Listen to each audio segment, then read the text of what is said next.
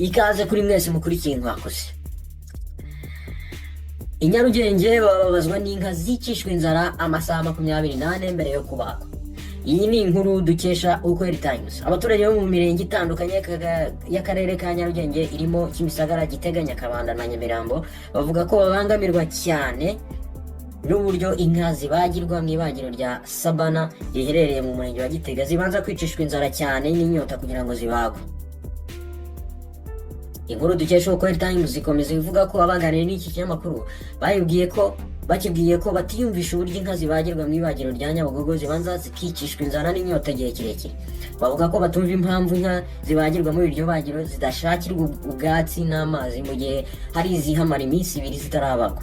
Bemeza ko kubera uburyo izo nka zimara igihe kinini zitarya bituma zihitamo kurya ibyo ziba zitumye, no kuvuga amase. Uwitwa Habiyaremye Vincent yagize ati tujya tubyibazaho cyane, dore nkiriya urabona ko yenda gupfa kubera inzara. Agakwiriye kujya bazishakira nk'ubwatsi n'amazi mu gihe zitegereje kubagwa.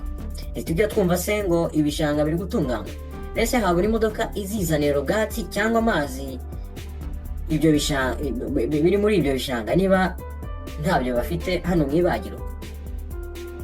Dore uko inka ziba zimeze kabisa, barabyibazaho. Gusa Kamanawe Emmanuel yagize ati ntitujya twumva ariko se ivuga ko gutwara amatungo nabi biyagiraho ingaruka zituma inyama zayo zitaryoha iyo bayabaze.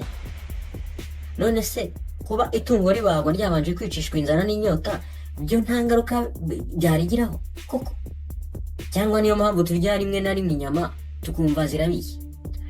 Umwe mu bacuruzi b'inka nawe waganiye n'iki kinyamakuru yavuze ko bajya bakunda gusanga ibiro by'inka zabo byagabanutse kubera uburyo zicishwa inzara mbere yo kubagirwa mu ibagiro rya Nyabugogo. Ati hari ubwo uzana inka ifite ibiro nka 500, nyuma bamara kuyibaga ugasanga isigaranye nk'ibiro 350 gusa, kubera ko hari n'ubwo imara iminsi 2 itarabagwa kandi itari no kurya ikintu na kimwe.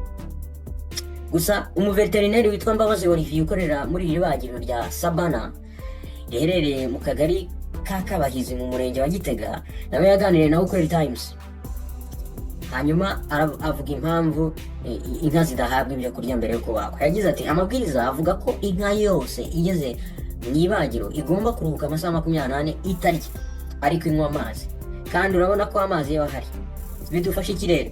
Iyi nka iri amasaha 28 itarya ibimaze kuruhuka kugira ngo umubiri wayo uruhuke kandi kugira ngo utunyangingo duhite dupfa, kubera ko iyo tudahise dupfa ibintu tuba dufite ntabwo biba ari inyama ahubwo biba ari imitsi.